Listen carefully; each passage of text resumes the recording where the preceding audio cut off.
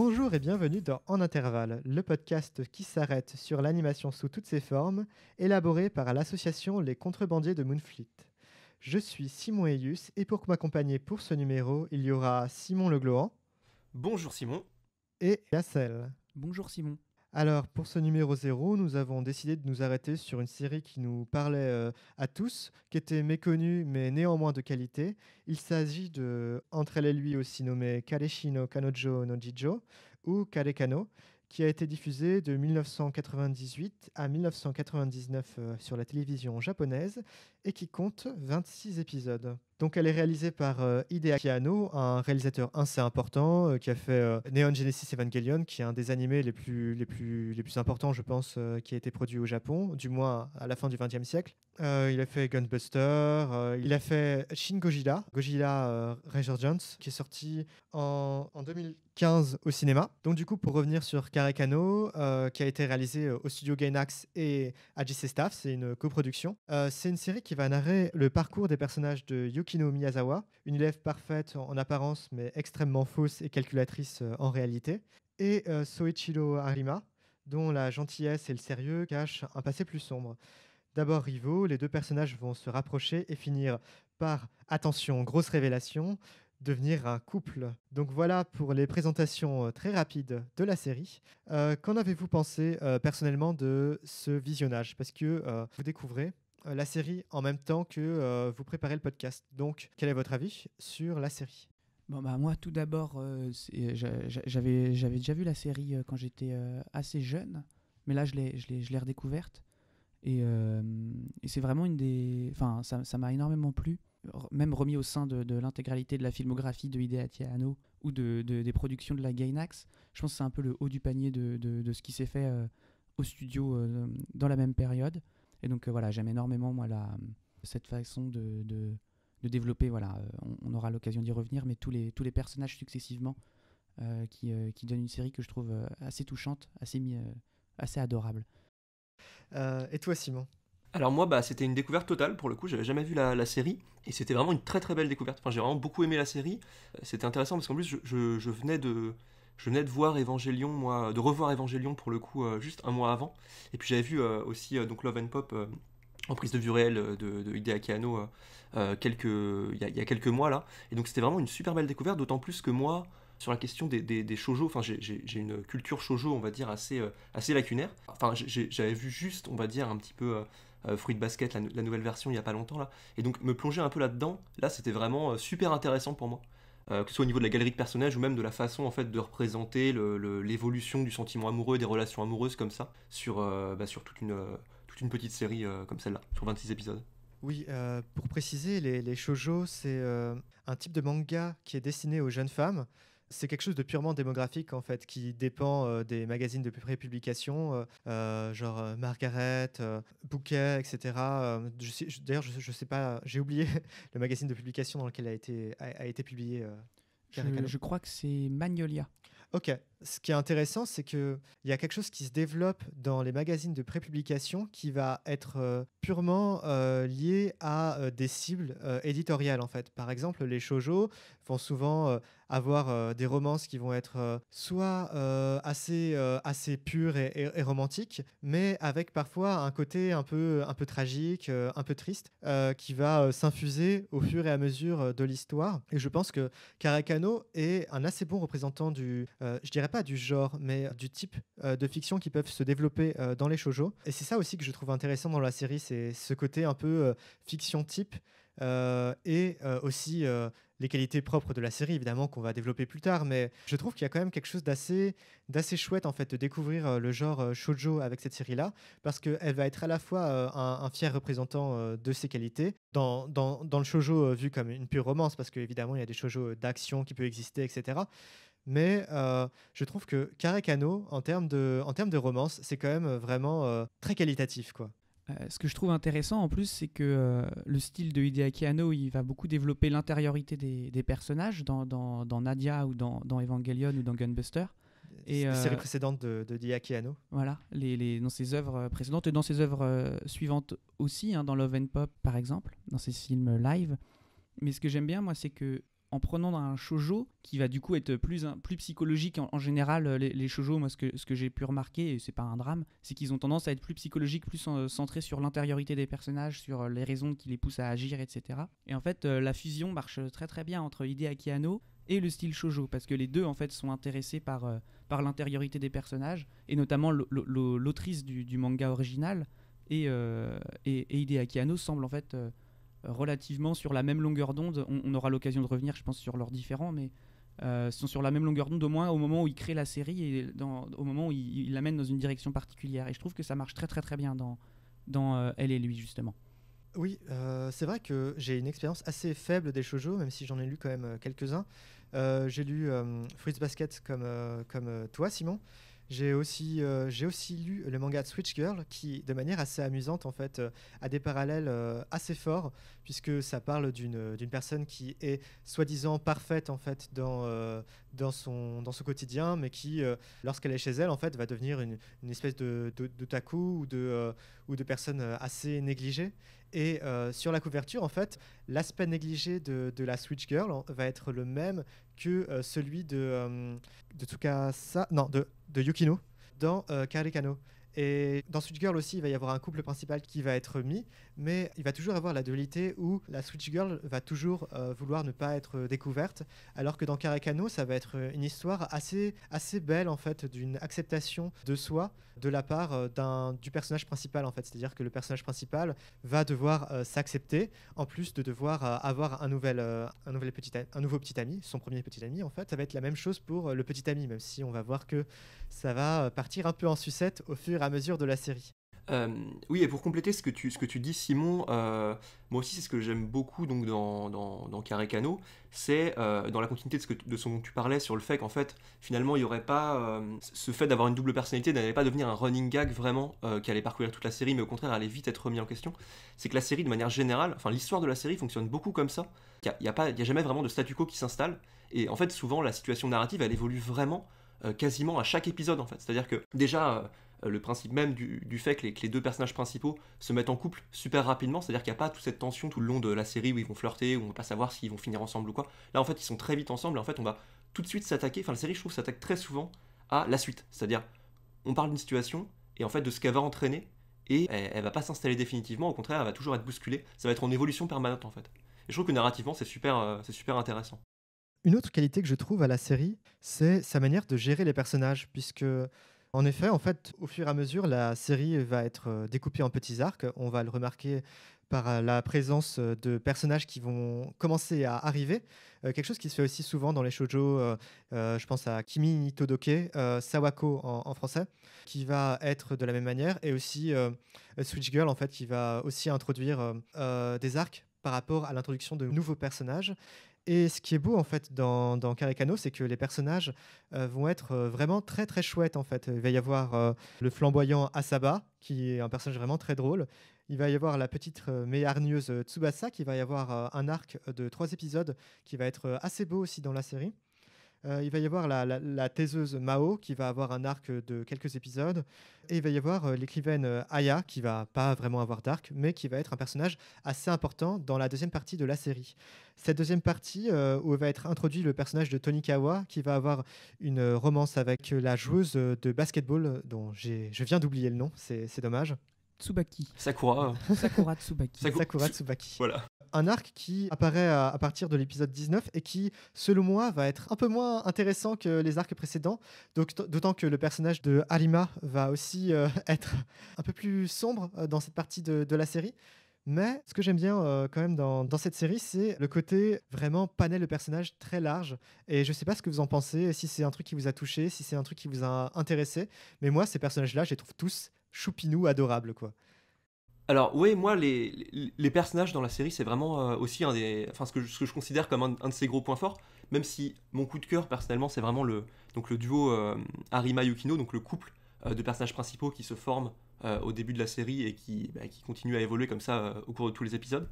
Mais c'est vrai que la galerie de personnages elle est vraiment très attachante et que ce que je trouve super chouette c'est que tous les personnages, même ceux qui sont qui pourraient être imaginés au départ comme des personnages très secondaires ou comme des comic relief, en fait ils sont vraiment respectés par la narration et en fait la narration va vraiment s'arrêter sur chacun d'entre eux pour finalement pour s'attacher un peu à peut-être à leurs problèmes à eux, aux situations un peu plus difficiles qu'ils vont pouvoir rencontrer, à leurs spécificités.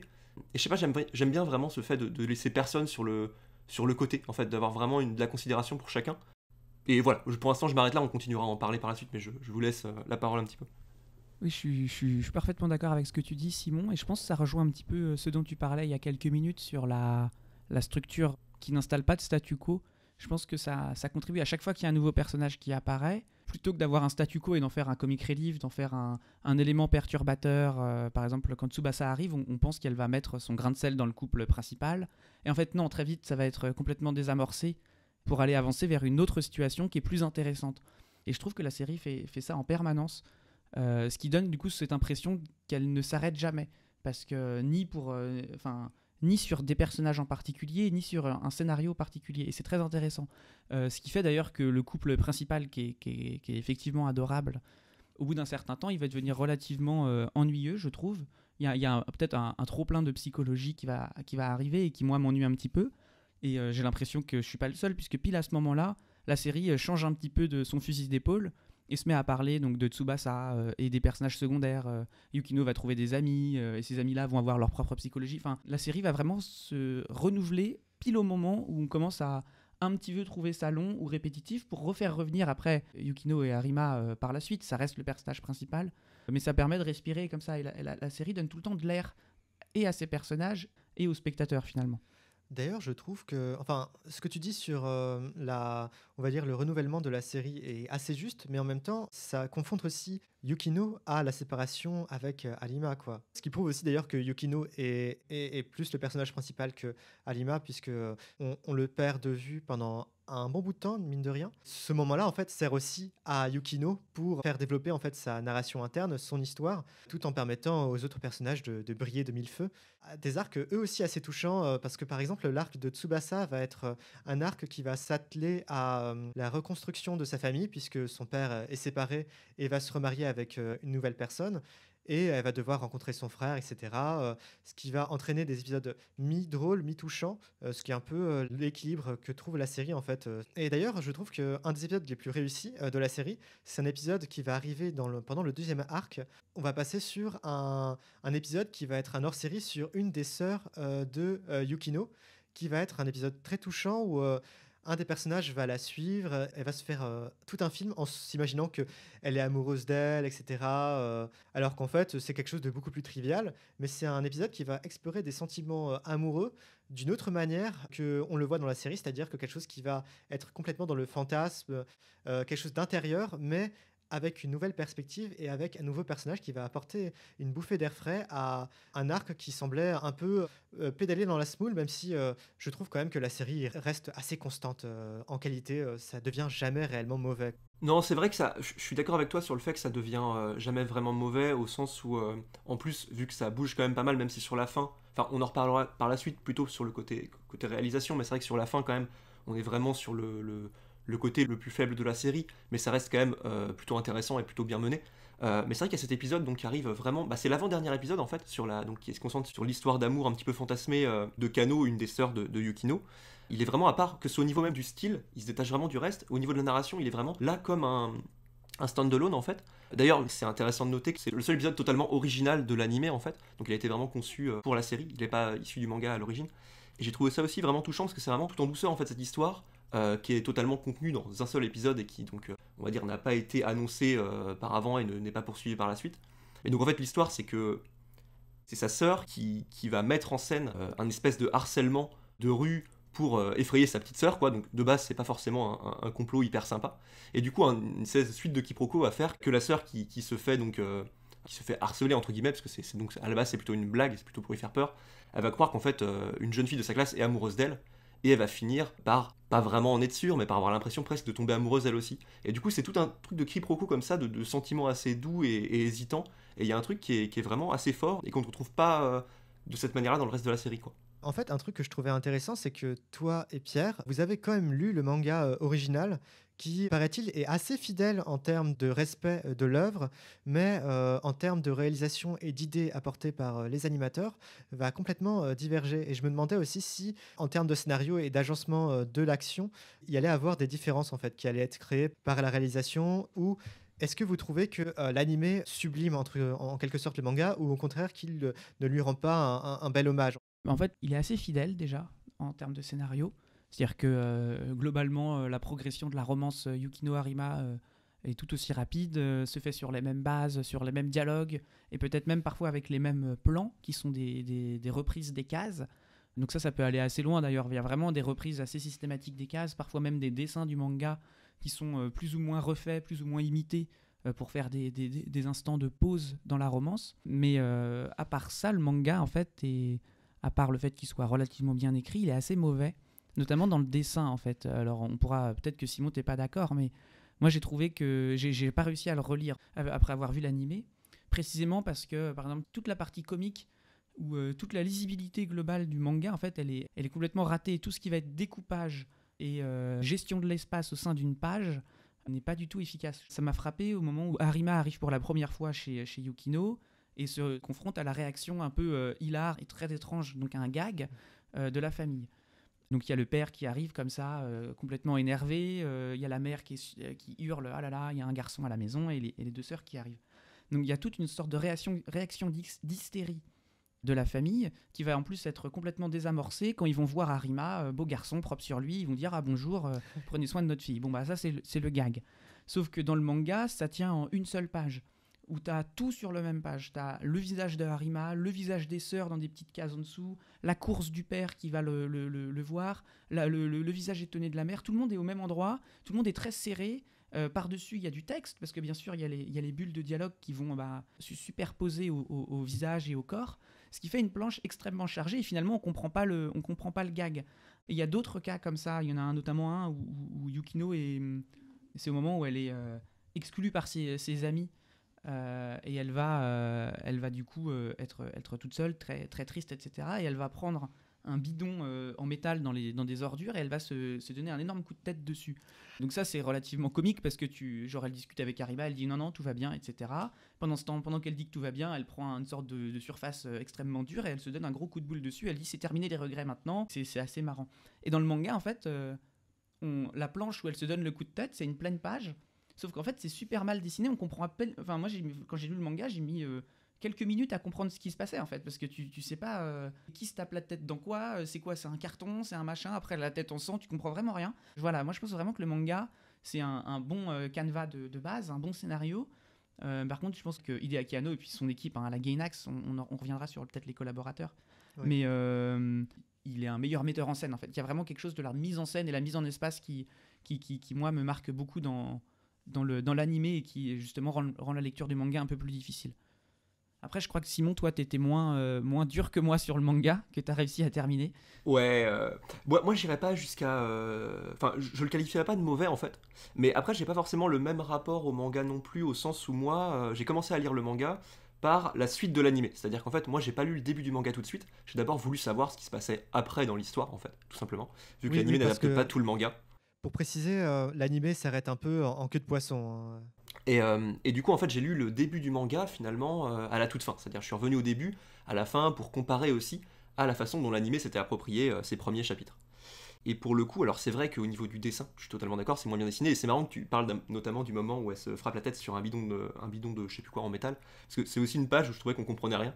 Mais de manière générale, c'est vrai que clairement, l'animé, il sublime le manga. Et ce qui est intéressant, je trouve, c'est aussi le rapport, justement, aux différents types d'émotions des personnages et aux différentes formes des personnages, en fait. Parce que ce soit dans l'animé ou dans le manga, en gros, les personnages, ils peuvent avoir différentes formes physiques, c'est-à-dire soit une forme physique assez réaliste, soit une forme physique un peu plus chibi, un peu plus mignonne, qui est notamment utilisée pour tout ce qui est humoristique, pour tout ce qui est blague, en fait. Et j'ai remarqué que dans le manga, où, effectivement, dans les premiers tomes, les pages sont très très resserrées, il y a beaucoup de choses dedans. Et en général, tout ce qui est humoristique, tout ce qui est donc les personnages un petit peu chibi qui vont faire des blagues et tout, sont vraiment en fait souvent mis dans des coins de page ou dans des toutes petites cases comme ça qui vont être resserrées dans un coin.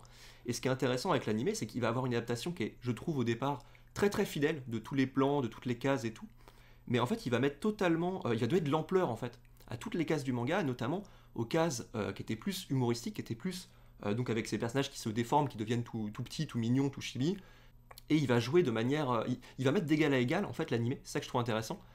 Ces moments où les personnages sont sérieux et réalistes, et ces moments où les personnages vont être plus légers, plus dans l'humour, et il n'y aura pas de hiérarchie faite entre ces deux moments-là en fait. C'est un des gros points forts pour moi aussi de l'animé. Et d'ailleurs pour moi en fait c'est un peu dans ces moments humoristiques que l'animé vraiment va se déployer totalement, là où dans le manga c'était peut-être un petit peu les choses les plus accessoires. Et c'est marrant d'ailleurs de remarquer que en fait dans l'animé régulièrement il y a des moments où les personnages passent en noir et blanc et en image fixe, et où la caméra entre guillemets fait un panneau sur ces plans là, qui sont pas des images du manga directement mais qui sont un peu des redessins des images du manga, et c'est souvent des moments d'émotion très sérieuses, des moments d'émotion amoureuse très sérieuses, et c'est marrant comme ça de se dire que finalement l'animé présente ces images de l'amour, du sentiment sérieux et tout, presque comme des icônes fixes en noir et blanc, comme si c'était presque le terrain du manga, entre gros guillemets, hein, et qu'à l'inverse, les moments humoristiques, il leur donne donc pleine page, plein écran, et il va se donner à fond, que ce soit au niveau de l'animation ou au niveau de la mise en valeur de ces moments-là, quoi. Sur la question de l'animation, justement, c'est assez... Je suis pas complètement d'accord, mais tu as fini par retomber sur ce que j'avais remarqué aussi, sur les moments non animés, justement, de la romance. C'est-à-dire qu'il y a plein de moments où les personnages vont juste se regarder, il va y avoir chant contre chant, limite le dialogue du personnage qui est filmé. Enfin, les personnages vont pas bouger la bouche parce que c'est le personnage hors champ qui va parler. Enfin voilà, il y a quelque chose, il y a une musique, une voix off. Donc limite, je trouve que le manga, enfin l'animé est peu animé pendant les séquences du manga. Précisément, je te rejoins carrément sur l'idée qu'il laisse au manga le soin de développer la romance, parce qu'en même temps c'est quelque chose qu'il a très bien fait. Alors qu'effectivement, les scènes d'animation, notamment dans les premiers épisodes, où Yukino se révèle comme la reine des hypocrites, etc. Ça n'arrête pas de bouger, il y a plein d'animations, il y a plein de perspectives qui changent, il y a plein de personnages qui vont se transformer, des onomatopées qui vont se fracasser, enfin, il y a plein de choses qui sont très très créatives et très extravagantes, qu'on retrouve par la suite même dans des moments plus sérieux, notamment dans l'épisode 25 qui est un épisode globalement assez sérieux et qui est pourtant très très bien animé. Oui, il est assez comique quand même, hein, cet épisode. Oui, il y a des moments qui font vachement peur, le moment où elle rentre chez elle dans la maison, que tout le monde, qu'il n'y a plus personne, qu'il y a que sa sœur qui a l'impression qu'elle s'est fait tuer et qu'elle c'est un zombie près du répondeur. Il y a vraiment des moments qui sont quand même assez peur dans cet épisode, et puis c'est quand même une histoire de harcèlement de rue, donc ça reste quand même relativement terrifiant, sachant qu'au Japon c'est commun. Je trouve que l'animation par contre elle va vraiment être beaucoup plus travaillée, notamment dans les séquences de comédie en fait. Je crois que c'est ça qui intéresse le plus, notamment tous les segments dont on parle dans le manga qui sont ratés, tu dis ça à raison, c'est des trucs qui sont mis dans des coins de page, ou alors tout condensé en une seule page, et que l'animé va développer pour faire des séquences de plusieurs minutes et pour vraiment développer le gag, quoi. Une autre question que je me posais, c'était purement en termes scénaristiques, mais comment évolue le manga ensuite ? Parce qu'on s'arrête quand même sur un giga climax où il y a un couple qui est en train de se former du coup avec la basketteuse et le nouveau personnage, et celui de Akira et Yukino qui est en train de battre un peu de l'aile. Je me demandais en fait comment ça évoluait dans le manga, sans forcément raconter la fin ou rien, mais il me semble que ça devient un peu plus sombre hein, quand même. Ça devient plus sombre effectivement. Alors en fait, sans spoil en termes de gros segments importants par la suite dans le manga, déjà il y aura la fin de l'arc en cours, enfin l'arc auquel s'est arrêté l'animé, donc en plein milieu, parce que derrière toutes ces histoires de relations, la fin de l'animé c'est aussi 7 épisodes environ, où il va y avoir l'idée de concevoir pour la fête de l'école, en gros pour la fête du lycée, une pièce de théâtre qui va pouvoir donc réunir les compétences de toutes ces participantes, et donc malheureusement dans l'anime on ne voit jamais l'aboutissement de cette création, ce qui peut être une vraie frustration. Enfin en tout cas moi c'en était une pour moi, c'est aussi pour ça que je me suis dépêché d'aller lire le manga pour savoir un peu ce que ça allait donner. Donc il y a vraiment toute cette partie là qui prend quelques tomes je crois quand même, sur cette partie pièce de théâtre, que je trouve personnellement vraiment assez réussie. J'aurais vraiment beaucoup aimé que juste la fin de cet arc puisse être inclus dans l'anime. Je pense que ça aurait vraiment pu être un vrai plus de pouvoir conclure cette histoire-là. Et ensuite, surprenamment, en fait, il y a vraiment 3 ou 4 tomes qui se concentrent uniquement sur un personnage secondaire qui avait déjà eu 2-3 épisodes consacrés dans l'anime, qui est Tsubasa, en fait. Et il y a 3-4 tomes qui se concentrent uniquement sur ce personnage, et plus particulièrement sur Kazuma, qui est son beau-frère, son nouveau beau-frère, en fait, donc qui fait de la musique, et qui devra choisir entre son amour pour la musique, ou sa nouvelle relation avec sa belle-sœur, quoi, en gros. Et donc il y aura 3-4 tomes là-dessus. Relation genre un couple ? Alors, bon, au départ, c'est... En gros, voilà, il devra non seulement choisir entre la musique et sa relation avec sa nouvelle belle-sœur, mais aussi il devra choisir est-ce que c'est ma belle-sœur ou est-ce que c'est ma copine en gros. Donc ça voilà. Bon c'est un peu particulier, mais il y a effectivement cette relation amoureuse qui va naître entre ces deux personnages. Et après sans spoil, donc toute la fin du manga, donc ça représente environ 7 ou 8 tomes, donc c'est vraiment un gros segment, sera vraiment consacré à Arima. Comme tu disais Simon tout à l'heure, c'est quand même vraiment Yukino qui reste le personnage principal du début de la série, même si Arima est... on s'attarde vraiment sur Arima quand même, mais on s'attarde pas tant que ça sur son origin story, on va dire, qui est assez vite passé.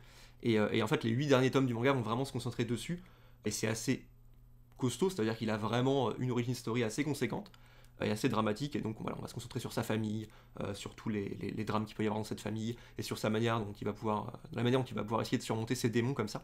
Alors moi je trouve que c'est un peu, je trouve son histoire beaucoup plus touchante quand il est quelqu'un d'à peu près normal entre guillemets au début de la série. Je suis pas si fan de ce dernier arc, qui est beaucoup plus sérieux pour le coup. Le côté humoristique est vraiment, il est plus relégué dans les coins de page, il est vraiment plus absent en fait. Par contre le dessin s'améliore beaucoup je trouve en fin de série, mais on est vraiment dans du sérieux quoi. Un peu même dans du dark quasiment quoi. Mais justement, je trouve que c'est encore quelque chose que la série animée fait avec brio, c'est qu'elle... alors, je sais pas si c'est volontaire, mais j'ai l'impression vraiment que la série animée de Hideaki Anno s'arrête vraiment à temps. C'est-à-dire que le moment où ça s'arrête, c'est le moment où, en gros, la psychologie un peu torturée de Harima revient sur le devant de la scène avec force et fracas, et moi, j'aime pas du tout ce segment-là du manga, donc ça m'a pas encouragé à lire, parce que je savais où ça allait, et du coup, j'ai abandonné. Mais il y a vraiment ce côté très émo, en fait, très dark, avec de la souffrance qui va s'auto-infliger, etc. Parce que tu comprends, lui, il a une enfance difficile. Et c'est quelque chose qui est assez insupportable en général dans tout ce qui est animé et manga, dans les shoujo particulièrement. Et je trouve que tout cet aspect shoujo, justement, va être relativement minoré par l'animé. L'animé va justement insister sur la comédie, insister plutôt sur l'intériorité des personnages, plutôt que sur la partie vraiment shoujo qui serait les personnages torturés en fait. Dans la série, Hideaki Anno va beaucoup montrer que les personnages ont chacun leurs problèmes, leurs raisons d'agir et leur intériorité qui va être une intériorité donc blessée et que en fait en comprenant leurs blessures on va pouvoir les aider, mais c'est pas du tout comment dire sacrificiel, où les gens sont pas en train de souffrir tout le temps, d'être très très tristes, d'être très très malheureux parce que leur maman elle est morte ou je sais pas quoi. Et dans le manga un peu plus en fait, et je trouve que l'animé justement gère ça très très bien. Complètement. Et ce que j'aime bien aussi, moi, par rapport à ce que tu dis, c'est aussi les sentiments qui sont développés dans l'animé sont pas dus à des situations les plus sombres possibles, comme tu disais. C'est-à-dire qu'on reste dans des situations qui sont assez, finalement, où on peut s'identifier assez facilement. Les sentiments développés sont un peu plus universels, et je trouve que ça marche beaucoup plus comme ça. Et d'ailleurs, Arima, quand il devient un peu plus sombre à la fin de la série, finalement, ça passe aussi par la jalousie. Et je trouve qu'en fait, le personnage est plus touchant et plus intéressant sous le prisme de ce sentiment qui serait entre guillemets plus simple, qui est la jalousie, que expliqué par tout son background qui serait hyper sombre et le plus sombre possible et le plus torturé possible. Et donc en fait, cette approche de la fin de l'animé sur le côté difficulté à gérer la jalousie, je trouve que ça marche encore plutôt bien. Mais justement parce qu'ils n'ont pas été creusés, ce que fera le manga plus tard, cette espèce de truc où on va essayer de plonger le plus profond possible dans les abysses du personnage, quoi. On en parlait auparavant de la réalisation. Vous disiez que le manga était un peu moins réussi en termes graphiques que l'animé. En fait, c'est vrai que l'animé, en termes de graphisme, c'est quand même une mine d'inventivité, je trouve. On parlait du studio Gainax en début de podcast. Et ce que je remarque, c'est que c'est un studio qui va laisser une place assez énorme à l'inventivité de ses animateurs, à la liberté qu'ils ont d'élaborer des styles graphiques différents, etc. Et je trouve qu'en termes plastiques, on part de l'animation traditionnelle très vive à des sortes de diapositives de manga. On va arriver à des photos en prise de vue réelle, ou même du film en prise de vue réelle, tout simplement. Et il va y même avoir un épisode totalement fou qui va être en papier découpé, qui est vraiment mais dingo. Et quand tu commences à regarder une série, tu t'attends pas vraiment à avoir un épisode en papier découpé. Et puis même en termes de technique d'animation, il va y avoir parfois du crayon de couleur, du crayon de bois, etc. Donc ce que je trouve assez chouette dans cette série-là, c'est que malgré le fait que ce soit un shoujo, je pense que vous serez d'accord avec moi, assez conventionnel finalement, il y a quand même vraiment en termes de forme quelque chose de vraiment étonnant. Et c'est ça que j'ai vraiment trouvé séduisant dans la série, en plus de son histoire qui est aussi assez qualitative, quoi. Oui, c'est quelque chose qui est assez marquant, mais en même temps relativement en sous-régime par rapport à d'autres séries de la Gainax quand tu compares à Cutie Oni qui arrive juste après ou Evangelion qui est juste avant. En termes d'animation, c'est beaucoup plus extravagant, mais pas sur tous les points. Quand on s'intéresse un peu à l'histoire du studio Gainax, je pense que ça permet d'expliquer un petit peu cet intérêt pour l'animation et pour les techniques expérimentales. C'est un studio qui a été fondé dans les années 80 par en fait des amateurs d'animation. En fait, c'est une des spécificités de ce studio.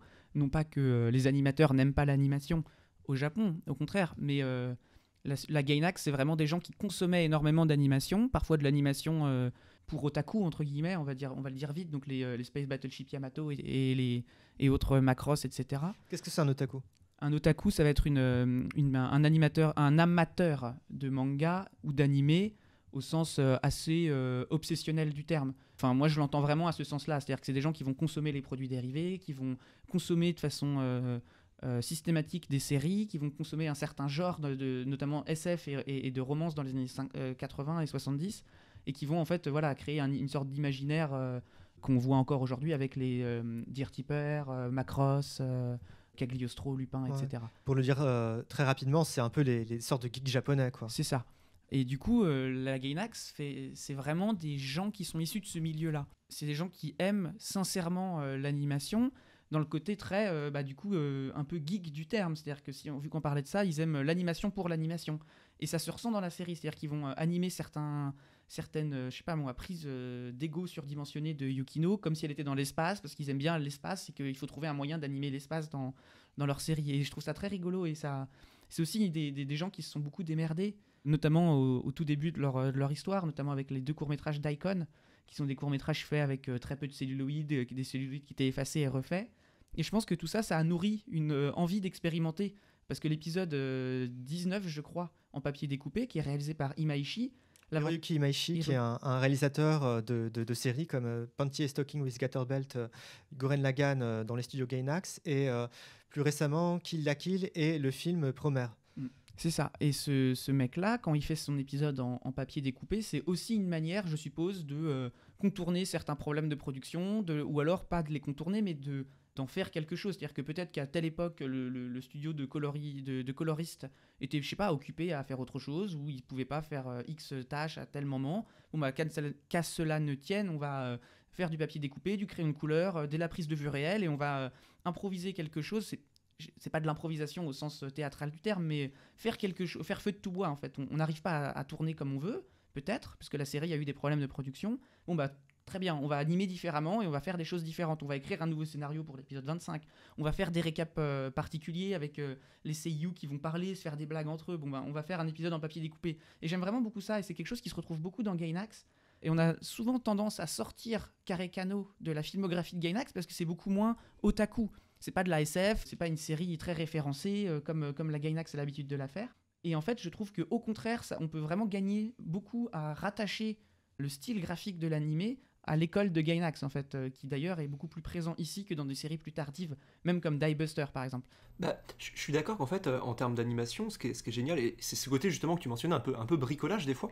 Moi, je trouve que quand on regarde la série, on a vraiment une sensation d'animateurs et de créateurs qui s'amusent vachement, en fait. C'est-à-dire, on a l'impression vraiment que dans chaque épisode, ils se reposent jamais sur leurs acquis. Ils vont toujours chercher comme ça, à aller chercher une nouvelle manière de faire les choses, de nous montrer les choses. Et je trouve que du coup, la série, alors non seulement on parlait tout à l'heure du scénario qui se renouvelle pas mal, mais en termes d'animation, c'est pareil. C'est-à-dire en termes de technique, on va dire, visuelle, ça n'arrête pas, en fait. Il y a donc toutes ces histoires de dessins au crayon de couleur, de dessins d'enfants, de prise de vue réelle aussi, qui à un moment dans la série, tout d'un coup, ça bascule. Et quasiment à chaque épisode, il commence à y avoir des photos qui vont être légèrement modifiées, mais il va y avoir des photos. Il va y avoir de la pixelation, il va y avoir des caméras qui vont tourner, et puis aussi la présence de la prise de vue réelle dans l'ending par exemple, et dans la preview des épisodes suivants, ça on pourra peut-être en reparler. Et effectivement, je trouve que peut-être qu'en termes de fond, c'est peut-être un peu moins référencé, enfin c'est même carrément moins référencé que les autres productions Gainax, mais en termes d'inventivité au niveau animation, je trouve que c'est quand même un peu un bon cas d'école quoi, de cette énergie-là en fait. Et c'est vrai que, on parlait tout à l'heure de l'enthousiasme à adapter les parties plus humoristiques et tout, mais c'est vrai que c'est souvent dans les métaphores en fait qui se font plaisir pour représenter une espèce de situation intérieure des personnages. Ils vont carrément inventer une espèce de métaphore visuelle où ils vont carrément se faire plaisir, que ce soit au niveau de l'invention du motif ou même de l'animation où ça va être vraiment super animé quoi. Et ça se retrouve aussi et ça peut-être que Simon, tu pourras nous en dire plus, mais sur cette façon de donner beaucoup d'indépendance aux animateurs, que ça soit dans des séquences précises, soit dans des épisodes complets, notamment le 19 avec Imaishi ou le 25 avec un réalisateur particulier. Enfin, il y a vraiment on dit que Hideaki Anno est le réalisateur de la série, et on a raison parce que c'est le réalisateur, mais en même temps, il est aussi co-réalisateur de nombreux épisodes, puisque il y a des gens qui vont avoir une indépendance presque totale, soit au sein des épisodes, soit dans des épisodes complets. Et ça, c'est quelque chose que je trouve très intéressant et qui contribue à donner beaucoup de richesse à la série, en fait, et à nous donner de l'air en tant que spectateur aussi. C'est ce dont on parlait dans le scénario. On s'ennuie jamais parce que les arcs n'arrêtent pas de progresser, que les personnages n'arrêtent pas d'arriver, de révéler de nouvelles choses, mais l'animation, ça suit une sorte de route similaire, en fait. C'est-à-dire qu'on ne s'ennuie pas parce qu'on varie tout le temps, que les animateurs, les directeurs d'animation, etc. Et j'ai été surpris en revoyant la série parce que pour moi la série commençait vraiment à perdre de qualité en termes d'animation à partir de l'épisode 18 ou 19. Et en fait, il y a assez peu d'épisodes qui sont animés avec moins de panache ou avec moins d'idées. Et souvent, quand les épisodes n'ont pas forcément d'idées à revendre, souvent ça passe soit par un scénario qui est tout aussi touchant que le reste. Et je trouve que à la fin, il y a quand même les épisodes les plus singuliers. On parlait de l'épisode 25 en termes de chara-design, donc du coup le design des personnages, qui est très anguleux, beaucoup plus rond, etc., qui a vraiment un style très particulier par rapport au reste de la série. Et le dernier épisode, c'est vraiment un truc assez expérimental, en fait, je dirais, parce que on est du texte du manga qui est découpé comme un manga avec quelques séquences en animation beaucoup plus bondissantes et comiques dans des scènes, on va dire, plus légères. Et en même temps, il va y avoir des narrateurs qui vont dire la rencontre, sentiment, etc. On serait dans un film de Marguerite Duras ou un truc comme ça. C'est fou que ce soin pour la plastique se ressente aussi sur la narration. Quelque chose de très traditionnel puisse être réinventé par une équipe qui se dit que ça peut être un matériel pour envisager des possibles à l'animation. Et je pense que c'est aussi le cas de l'animation japonaise en général. J'avais lu un texte de Stevie Swan qui parlait de la manière qu'a l'animation japonaise d'inventer des formes qui sont plastiques, de faire varier les chara-design, des formes d'animation, etc. Quelque chose qui n'est pas purement japonais, mais qui se ressent vraiment dans l'animation japonaise, où il y a des animateurs qui peuvent vraiment mettre leurs pattes. Et c'est vraiment avec des animés comme Karekano que ça se remarque totalement. Je pense que si tu t'intéresses à l'animation japonaise et que tu veux découvrir son potentiel plastique, eh ben Karekano, c'est une excellente porte d'entrée. Et en plus, ça t'ouvre à des récits qui sont aussi assez conventionnels. Donc du coup, pour découvrir des formes de récits assez populaires, c'est vraiment assez parfait. C'est dommage, je trouve, que ce soit un peu relégué au banc de la filmographie d'Hideaki Anno, face à des œuvres un peu plus célèbres, un peu plus marquantes pour la pop culture, comme Neon Genesis Evangelion, qui est un truc. Vous allez au Japon, je pense qu'il y a même un train à grande vitesse Evangelion qui a été construit, quoi. Et Godzilla Resurgence, qui est un film de la série Godzilla, célèbre série de monstres japonais, a été un énorme succès au box-office japonais, sauf que Karekano, qui est peut-être moins un succès, il n'y a pas de train Karekano, il y a moins de merchandising Karekano. Il y a une sortie Blu-ray récente au Japon, mais ça se limite à ça. C'est pas une série qui a une grande ampleur, alors que pour moi, c'est vraiment une perle en termes de trouvailles et de travail sur la forme. Je veux juste revenir sur un truc que tu as mentionné tout à l'heure, Simon, qui est que justement ce dernier épisode, l'épisode 26, c'est juste vraiment pour compléter ce que tu disais, au sens où ce qui est intéressant là, en termes de rapport entre ce qui est adapté et l'animation, c'est que le dernier épisode de la série, c'est un épisode qui est pas du tout marquant en termes de ce qu'il raconte, au sens où c'est un épisode c'est un chapitre de transition où les personnages principaux de la série sont quasiment pas présents. Et justement, avec cette adaptation, avec ce choix stylistique d'adaptation en images fixes tirées du manga, en noir et blanc, avec donc ces textes qui sont récités par deux voix, une voix masculine, une voix féminine, dont la voix du narrateur de toute la série. Donc un côté effectivement film de Marguerite Duras carrément, ouais, sur ce dernier épisode, qui lui donne en fait une espèce de mélancolie qui fait qu'il est quasiment... C'est quasiment ok de finir avec cet épisode. Genre, il y a un truc qui fait que cet épisode, il marche pour conclure la série, même si évidemment il est très frustrant, hein, on peut pas se le cacher. Mais je veux dire, il y a un truc où juste avec la mise en scène, ils traduisent quelque chose de la mélancolie de finir cette série qui s'arrête comme ça en plein milieu. Donc ouais, des fois en fait, le fond et la forme vont pas seulement se compléter, mais vont pouvoir... Enfin, la forme comme ça va pouvoir carrément donner une nouvelle ampleur, une nouvelle tonalité au fond de ce qui est adapté. Oui, je suis parfaitement d'accord. Et justement, sur cette idée on en parlait un tout petit peu précédemment, sur cette idée que la série savait comment s'arrêter et où s'arrêter par rapport peut-être au manga quand on comparait les deux. Mais le dernier épisode, on parle beaucoup de l'absence de fin de la série, et c'est une des raisons pour laquelle la série est peut-être moins appréciée qu'elle ne le pourrait ou qu'elle ne le devrait. Mais en fait, moi, je trouve que ces 3 derniers épisodes, parce que c'est vraiment l'épisode 24, c'est une première fin. L'épisode 25, c'est complètement différent. Et l'épisode 26, c'est complètement autre chose. Donc, c'est vraiment une forme de trilogie de fin. Et je trouve que ça marche extrêmement bien, justement, pour donner du souffle et nourrir ce qui a été et ce qui se retrouve dans l'animation. C'est ça qui est intéressant, c'est que chaque personne, chaque individualité révèle quelque chose et possède en elle quelque chose qui fait que c'est un être humain.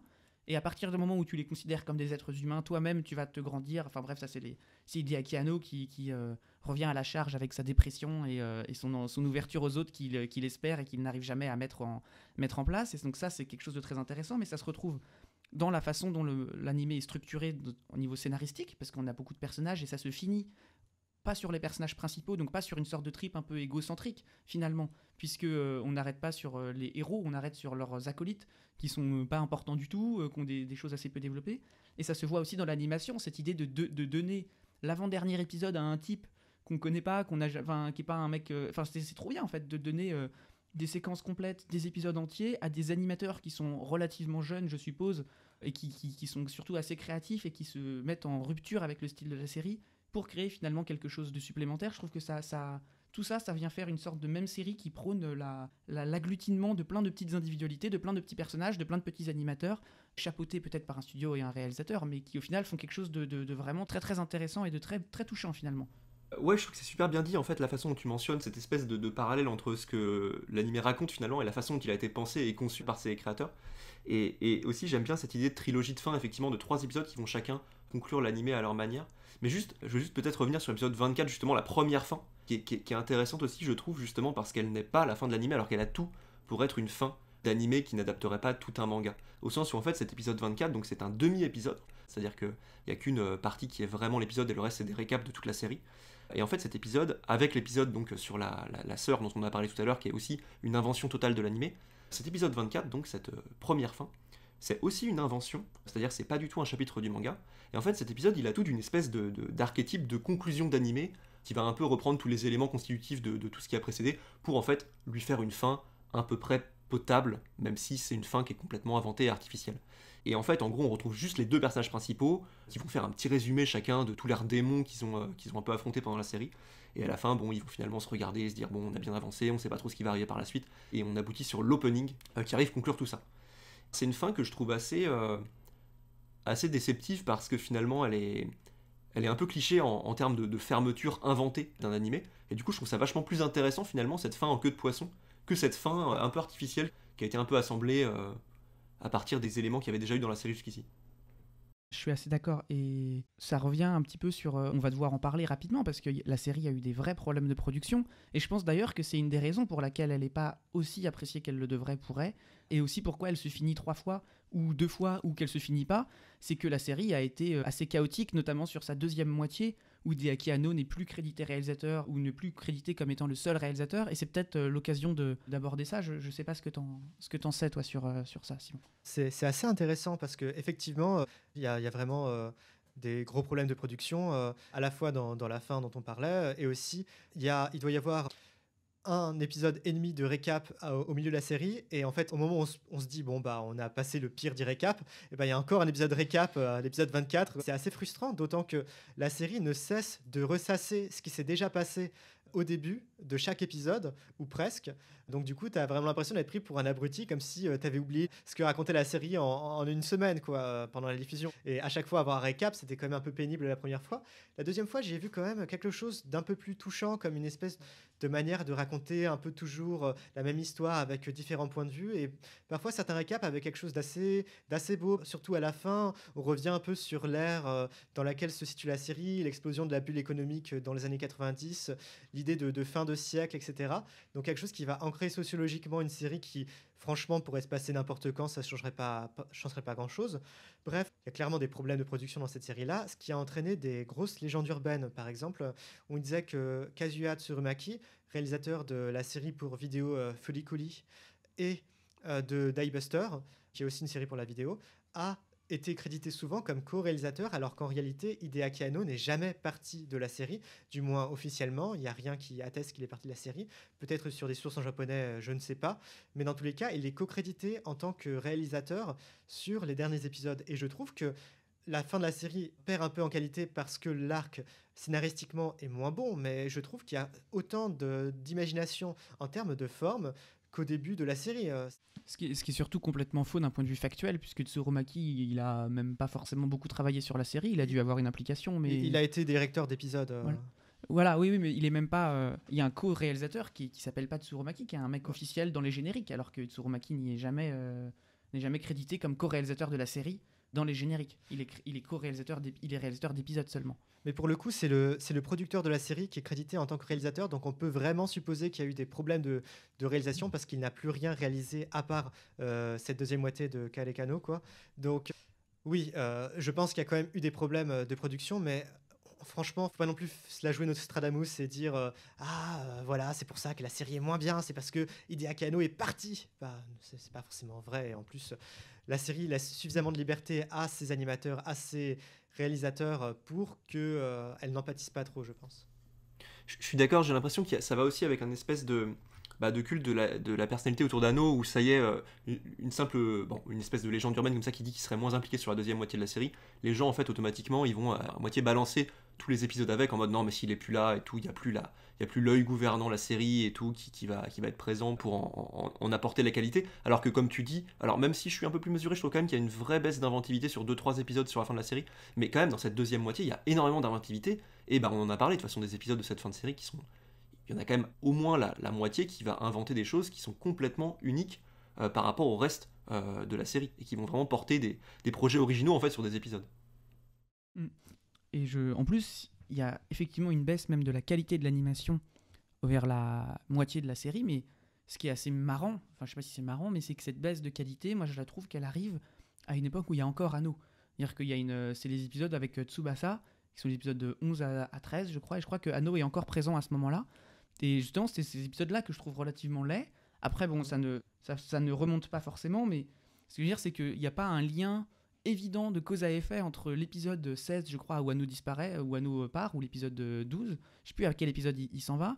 Il n'y a pas un moment où Anno s'en va, parce qu'il y a une date où Anno commence à être co-réalisateur, on connaît l'épisode. Il n'y a pas de moment précis où à partir de ce moment-là, la qualité s'est terminée à part 2 épisodes, par exemple. En fait, il y a quand même des soubresauts très, très fréquents d'animation de très bonne qualité, d'épisodes très bien écrits. Et avant, pourtant, à l'époque où Anno était encore réalisateur, pourtant, il y a des épisodes qui sont plus faibles que d'autres et qui sont moins bien animés. Donc en fait, je pense que c'est aussi une question de production et une question de matériau original et une question de contrainte de production. C'est parce que Gainax, c'est un studio qui a toujours été un peu fauché, enfin, qui n'a pas toujours été fauché, mais qui rencontre des problèmes économiques aussi, qui rencontre des problèmes de temps. C'est-à-dire qu'il y a des épisodes où le début de l'épisode est mal animé ou peu animé parce qu'ils disent nous avons eu des problèmes de temps, on n'a pas animé les 10 premières minutes de l'épisode. Du coup, tu vois des plans, alors pas les 10 premières minutes, mais les 5 premières minutes d'un épisode où Anno est réalisateur. Tu as des plans fixes seulement avec beaucoup de techniques pour économiser de l'animation précisément, et c'est évident. L'épisode est très très bien, mais c'est Anno, et c'est Anno, et c'est Anno, il y a des problèmes. Et c'est pas grave en fait, c'est comme ça. Oui, effectivement, c'est quelque chose qui se fait souvent dans l'animation japonaise, remplacer une patte artistique pour pallier à un manque de budget, de temps, on ne sait pas. Ça se remarque par exemple dans les séries du studio qui s'appelle Shaft, dans une série qui s'appelle Baken Monogatari, qui est une série qui a des épisodes où il y a des moments où il y a écrit scène coupée, et on se dit ah mais c'est pour faire un peu artistique, et en fait non, les scènes coupées elles sont parfois présentes dans les bonus dans la version Blu-ray, quoi. Donc Gainax, c'est un studio qui a souvent eu recours à des coproductions. Par exemple, Karakano, c'est réalisé en coproduction avec JC Staff. Neon Genesis Evangelion était réalisé en coproduction avec Tatsunoko Productions. Et Nadia et le secret de l'eau bleue, qui est leur première série, est réalisée en coproduction avec le studio TAC. Donc c'est toujours un studio qui a dû jongler avec plusieurs équipes, et c'est pour ça qu'il y a une certaine disparité dans l'image des séries et sans doute dans les personnes qui sont impliquées, puisque dans l'animation japonaise, c'est souvent pas des animateurs qui viennent tous d'un même studio, mais c'est souvent des contractuels qui sont recrutés pour leur style particulier, etc. Après, je trouve quand même que dans la deuxième moitié de la série, on voit qu'il y a des problèmes parce que la marque de fabrique qui était la présence de prises de vue réelles dans les génériques et dans les épisodes de récapitulatif de fin, non, d'annonce de fin plutôt, où on voit les doubleuses en train de faire les folles sur le micro en annonçant ce qui va se passer, qui jouent les sœurs de Yukino, me semble-t-il, vont disparaître au profit d'images récapitulatives de l'épisode de la série. Là, on peut se dire, oui, ben, la marque qui était la série de prise de vue réelle va commencer à disparaître quand même. Et là, on peut se dire qu'il y a peut-être éventuellement des problèmes de temps, de planning, etc. Mais ces segments filmés, ces endings et récaps qui sont, enfin ces récaps, ces previews dans l'épisode suivant avec les seiyuu, donc les doubleuses qui vont parler. C'est quand même des choses qui reviennent ponctuellement, c'est-à-dire que Anno, disons à l'épisode 13-14 à peu près, en fait dans l'épisode 18, 19, 24, 26, un truc comme ça, il y a des endings qui sont filmés, notamment le dernier de la série, et il y en a un avec un chat, le chat qui n'est pas le chat de Hideaki Anno, d'ailleurs je suis allé vérifier la tête du chat de Hideaki Anno. Qu'il a pu en avoir plusieurs. Il a pu en avoir plusieurs, c'est qu'il y a 20 ans, du coup peut-être que c'est l'ancien chat de Hideaki Anno. Enfin quoi qu'il en soit, Hideaki Anno, qui est probablement le réalisateur de ces séquences filmées, il semble revenir ponctuellement. Dans l'épisode 24, notamment, 25, pardon, à l'avant-dernier épisode, il y a une introduction filmée sur la route où il parle du coup de la crise économique, etc. Et c'est un speech qui revient souvent dans les derniers épisodes de la série et qui est souvent sur des séquences filmées. En l'occurrence, celle-ci qui doit être une séquence filmée par Anno, qui a dû pas être utilisée ou pour X raisons, mais il y a quand même de temps en temps des moments filmés, et il y a même un moment où les seiyuu du coup sont de nouveau filmés à faire leur annonce de l'épisode suivant. C'est juste qu'elles sont plus dans le studio, mais il y a quand même un moment où plutôt que d'avoir du récap dans l'épisode suivant, on a les seiyuu qui vont parler alors que c'est l'épisode 25, tu vois. Enfin, elles sont pas dans le plan, mais il y a le studio de tournage qui est vide et qui est filmé en plan fixe. Et c'est vrai que même ces séquences filmées, en fait, elles sont, comme tu disais tout à l'heure, Pierre, elles vont et viennent, même au début de la série, par exemple, elles sont très peu présentes. Et il y a un moment où, pendant 3-4 épisodes, elles sont quasiment omniprésentes. Bon, elles sont toujours là, au début de la série, dans l'ending. Et donc, l'ending, où c'est toujours, en fait, un plan de caméra en travelling qui va se déplacer dans un lieu. Et je trouve que d'ailleurs, c'est un truc qu'on n'a pas forcément mentionné, mais qui est intéressant, qui est l'espèce d'obsession, des fois un peu perturbante, de la série pour le fait de filmer la ville. C'est un truc qui est très présent et qui peut parfois paraître un peu délié de ce que les personnages vont raconter, mais il y a souvent comme ça des moments où les personnages vont parler, vont discuter entre eux, et où en fait on va enchaîner comme ça des plans, soit des photos, soit des moments filmés, sur la ville, qui va être filmée, sur de l'architecture urbaine. Ça résonne vachement, je trouve, avec les envies de prise de vue réelle que peut avoir Anno à côté, mais ça on pourra peut-être en parler juste après. Ces plans sur la ville, je pense que c'est à relier avec ce qu'il dit sur l'idée que c'est une fiction qui se passe à la fin d'un siècle, etc., ancrée dans une sorte de réel, la fiction. Et c'est quelque chose qui se fait, je trouve, dans Love and Pop, qui est son premier film en prise de vue réelle, qui est effectivement bourré de ce genre de plans en fisheye, avec une caméra DV qui va être mis, je sais pas, sur un train électrique, dans un four à micro-ondes, etc. Et dans Love and Pop, c'est plus aussi un moyen de donner une patte animation à de la prise de vue réelle en mettant des plans impossibles avec des points de vue complètement irréalistes, même aberrants en fait, parce que quel intérêt d'avoir le point de vue d'un train électrique ou d'un four à micro-ondes? C'est juste une sorte de délire graphique et c'est une manière de rendre animé le réel, et je pense que dans Karekano, entre elle et lui, c'est une manière de ramener du réel dans l'animation et d'ancrer en fait cette fiction dans un temps présent.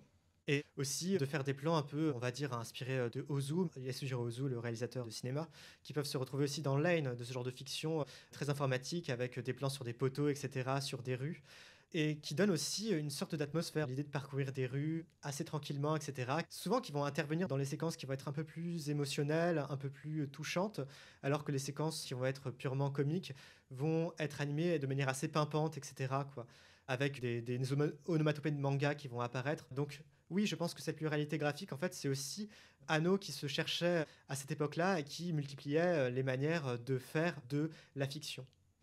Oui, c'est ça. Dans les années 90, à la fin des années 90, après Evangelion, Hideaki Anno, il va beaucoup intégrer des images de caméra filmée en fait, dans ses films et dans ses séries. Notamment dans The End of Evangelion, il y a toute une séquence qui va être filmée dans un cinéma. The End of Evangelion, qui est le film qui suit Evangelion. Oui. C'est ça, et qui va sortir au cinéma du coup, et du coup il va filmer les spectateurs hypothétiques de cette séance-là, avec Rei Ayanami qui va sortir de l'animé pour arriver dans les rues de Tokyo, et, alors que c'est une prise de vue filmée. Et après il va encore... en fait il tourne Love and Pop au même moment où il fait la série, ce qui explique d'ailleurs peut-être le fait qu'il lève le pied. C'est-à-dire que s'il est sur un projet de film de long métrage, il peut pas être sur un projet d'une série d'animation en même temps. Et donc ça explique aussi pourquoi il peut lever le pied. Enfin moi je pense qu'il y a quelque chose comme ça, puisque on reconnaît les techniques qu'il utilise, c'est probablement les mêmes caméras. Et tu parlais d'une caméra sur un train, c'est quelque chose qui revient beaucoup dans Love and Pop. Il met beaucoup de caméras sur des petits trains et il les fait circuler dans des pièces. Et dans les épisodes, dans les segments où il va filmer les doubleuses des deux sœurs, récapituler l'épisode suivant, il y a des moments où la caméra est sur un train et fait un panoramique comme ça constamment autour des deux actrices. Donc il y a vraiment quelque chose de l'ordre de l'expérimentation de technique avant d'arriver à son long métrage qui sera Love and Pop, qui est un extraordinaire film. Et on peut parler rapidement des endings, parce que moi je trouve qu'il faut quand même dire que c'est la meilleure partie de la série, Enfin, moi, je les regarde juste par plaisir. Je les ai regardés hier soir, tous d'un coup. C'est juste extraordinaire, en fait.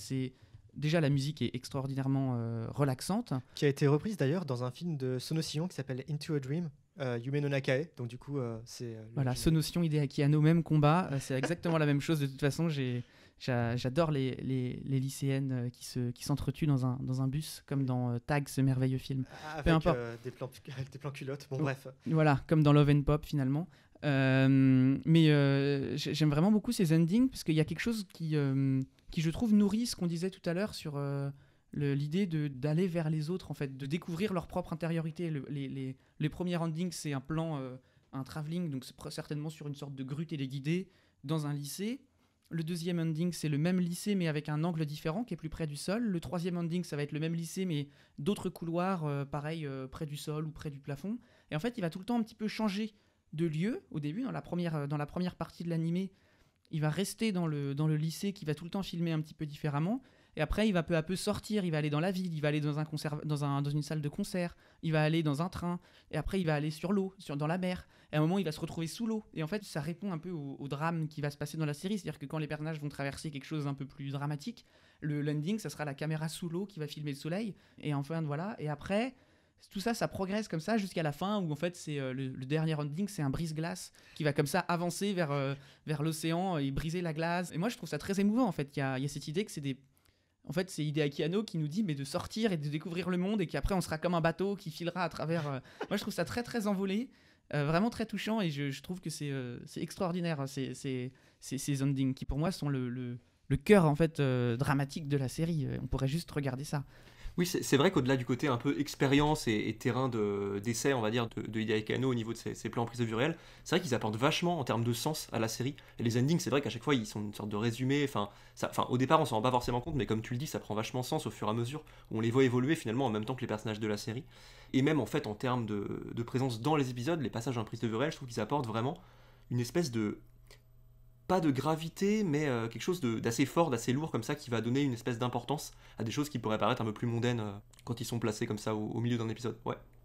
Après, je pense qu'il ne faut pas trop non plus suranalyser. Je pense que les motifs, ils sont là aussi parce que Anno trouve ça trop marrant de démultiplier les plans, de faire des plans bizarres, etc. Love and Pop, qui est peut-être l'œuvre de Anno la plus proche de Karekano au final, parce que c'est beaucoup plus quotidien, avec beaucoup plus d'expérimentation que ses autres œuvres, a des plans complètement aberrants, qui sont aberrants juste parce qu'ils trouvent ça sans doute assez amusant de faire ça. Mais ça rejoint aussi, je pense, l'idée de terrain de jeu, en fait. Je pense que la série est amusante parce que c'est un terrain de jeu d'expérimentation, et je pense que la prise de vue réelle est un autre jouet qu'utilise Anno pour s'amuser avec ses personnages, en fait.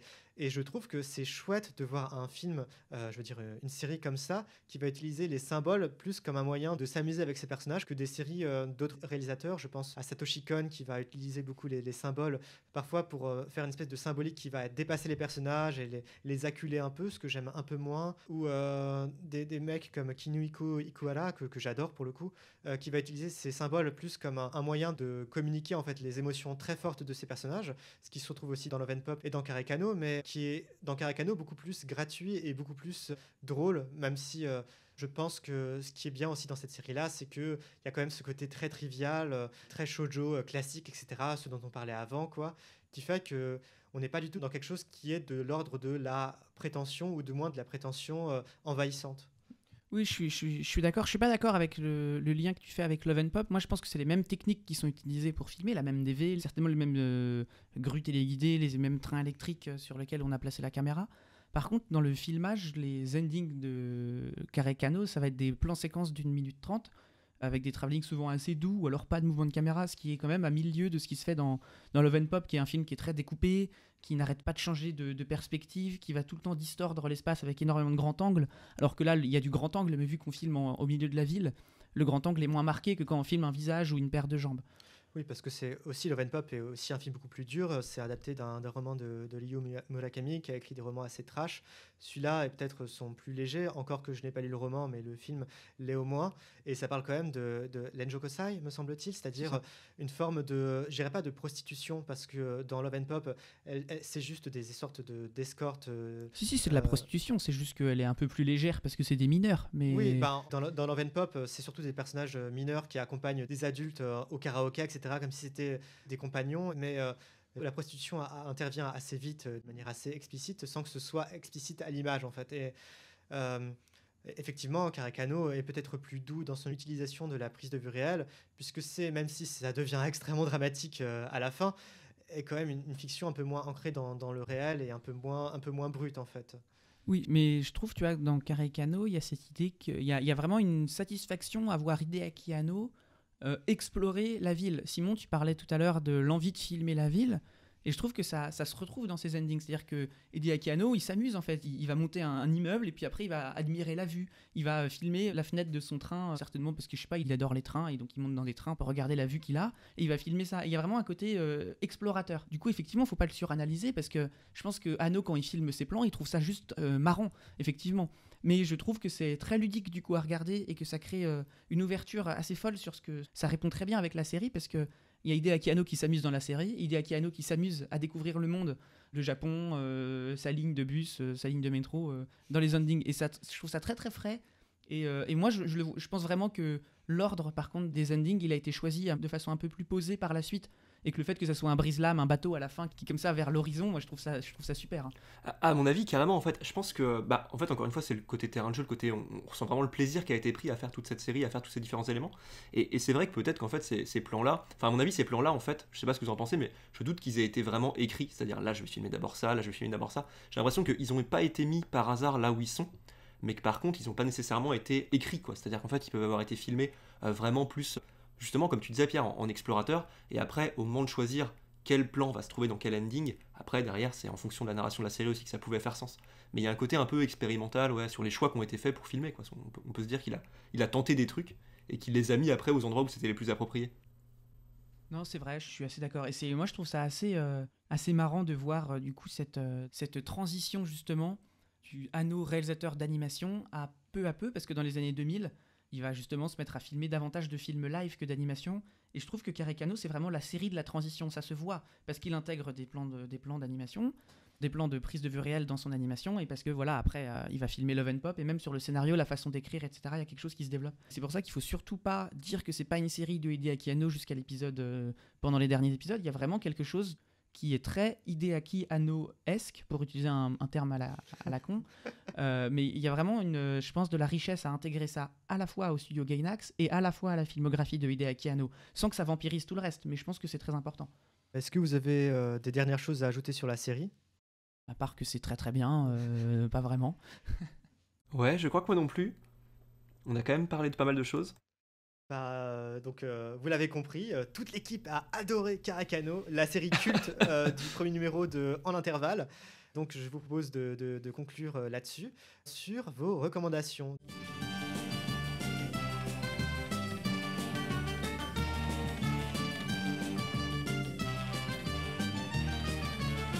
Donc, ce que je vous demande, c'est de recommander éventuellement une œuvre que vous avez aimée récemment, quelque chose que vous conseilleriez à nos auditeurs, en fait, tout simplement. Je vais commencer par Simon. Alors, pour ma reco du jour, donc moi je vais faire une reco qui est une reco aux portes d'être toujours de l'animation. C'est une reco jeu vidéo, mais vraiment avec un très fort lien avec l'animation.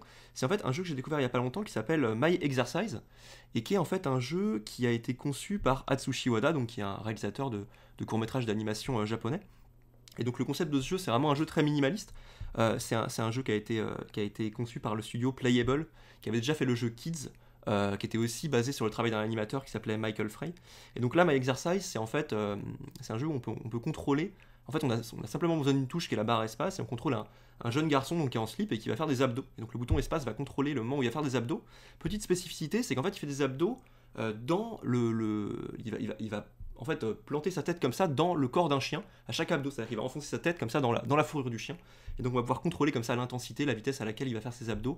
Et en fait, au fur et à mesure de notre série, il y a des personnages qui vont apparaître, il y a des animaux qui vont apparaître, il y a des choses qui vont se passer. Et donc c'est un jeu qui peut prendre de 15 minutes à environ 3 heures, parce qu'en fait à chaque nouvelle série, à chaque nouvelle partie, il y a des éléments différents qui vont pouvoir advenir. Et j'ai trouvé ça vraiment très bien, parce qu'en fait c'est à la fois très relaxant et à la fois plein de surprises, plein d'inventivité. Puis moi, ça m'a permis de découvrir aussi Atsushi Wada, que je connaissais pas en fait. Donc depuis, j'ai regardé quelques-uns de ses courts-métrages, et je trouve son travail vraiment très chouette. Donc voilà, je crois que ça coûte 2 € et ça prend pas très longtemps, et c'est une expérience qui est vraiment chouette. Donc c'est ma recommandation du jour. Alors moi, ça sera moins underground que toi, Simon. C'est un film qui va sortir bientôt si les salles rouvrent. Moi, ce qui m'a beaucoup plu ces derniers temps en animation, ça va être Aya et la sorcière, le dernier film de Goro Miyazaki qui est passé en festival. C'est pour ça qu'on a pu le voir et il est sorti sur les chaînes de télévision japonaises. Et justement, c'est un film que moi je trouve très plaisant et qui remet un petit peu en cause le jugement très dur qu'on a pu avoir sur le réalisateur. Notamment parce que je trouve que ça fait un peu l'anti-Pixar, l'anti-Soul, pour deux raisons. La première, c'est que c'est pas une démo technique. Le film est pas très beau finalement, il est pas raté visuellement, hein, mais il est pas très beau et l'animation 3D n'est pas une succession de prouesses techniques comme on voit beaucoup dans Pixar, notamment dans Soul, qui est en plus assez moche et assez raté. Enfin voilà, faut pas. C'est pas pour dire que Pixar c'est des mauvais animateurs, au contraire, c'est juste qu'il y a quelque chose qui peut être assez fatigant dans cette façon de voir tout le temps des films qui sont là pour t'époustoufler graphiquement.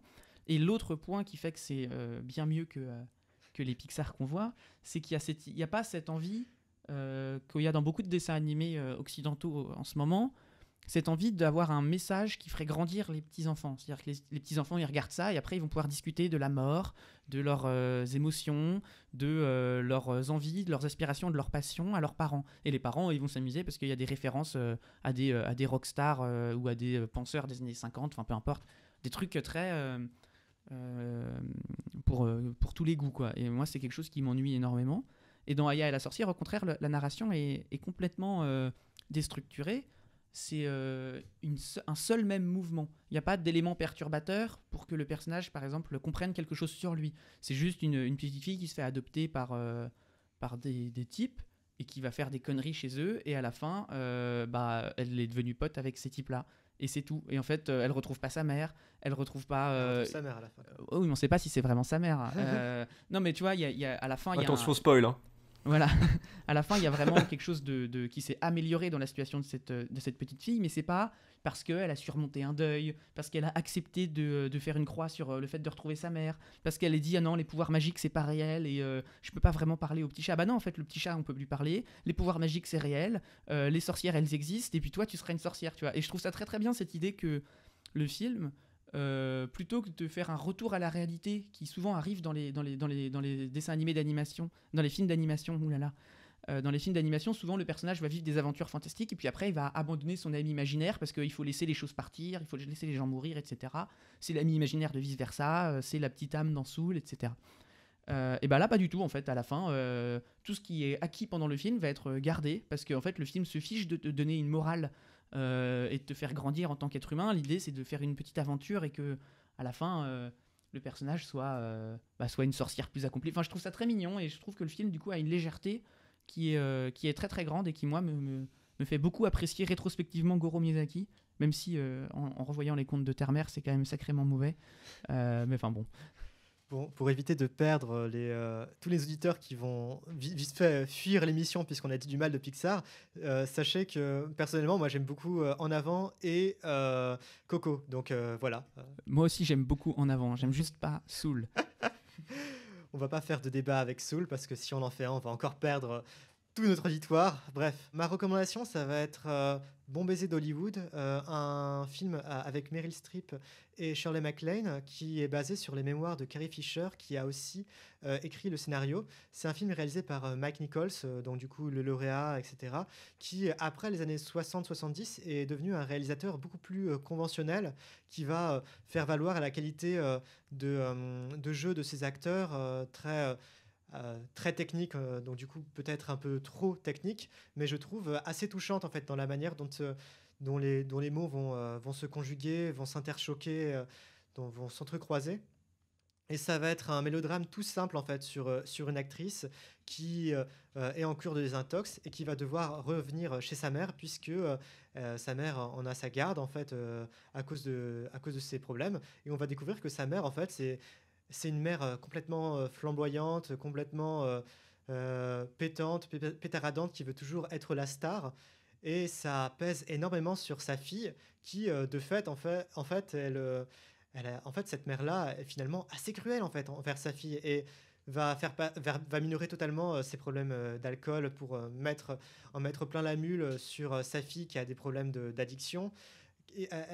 Sa mère va être totalement méchante en fait parfois d'une dureté extrême et on va se rendre compte qu'en fait elle n'en est pas pour rien pour l'addiction de sa fille, mais en même temps ça va être mis dans une espèce de légèreté très hollywoodienne, dans une espèce de film un peu feel good, assez beau et touchant, qui fait que malgré le côté très mélodramatique, il va y avoir quelque chose d'assez lumineux qui va se dégager de cette famille et de ses destins. Et je trouve que c'est vraiment un beau film d'actrice qui est dans la performance tout en étant assez léger. Donc du coup, c'est pas vraiment des films à Oscar où l'actrice va devoir être en train d'être pleine de morve, sans maquillage, même s'il y aura une scène sans maquillage. C'est vraiment un beau film que je recommande si vous aimez les mélodrames à l'hollywoodienne, très typés années 80-90, comme Potin de femme ou Tendre passion, dans lequel joue d'ailleurs Shirley MacLaine les deux. Bref, c'est une œuvre que je vous invite à découvrir. Voilà, donc nous achevons ce premier numéro, ou plutôt ce numéro 0 de En Intervalle. Je remercie les participants au podcast, Pierre, Simon et Alexandre Caoudal, qui devaient participer à la base à ce podcast. Je remercie aussi les gens qui nous ont aidés à la technique ou à la recherche. Le Discord Definitive Anime Discord, Dimitri Moyevski qui a synthétisé les informations sur Karekano disponibles. Maxao qui m'a aidé pour la technique et évidemment Quentin Lancou qui a énormément aidé pour l'installation du matériel, pour trouver le matériel, etc.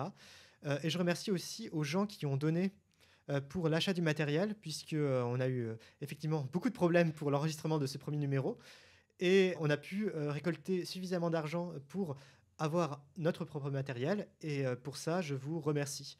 Donc on se retrouve pour le prochain numéro. En attendant, vous pouvez nous suivre sur les réseaux sociaux, pour peu que j'ai créé des comptes sur les réseaux sociaux En Intervalle. On se retrouve quand on se retrouve. À la prochaine. Ciao. Salut.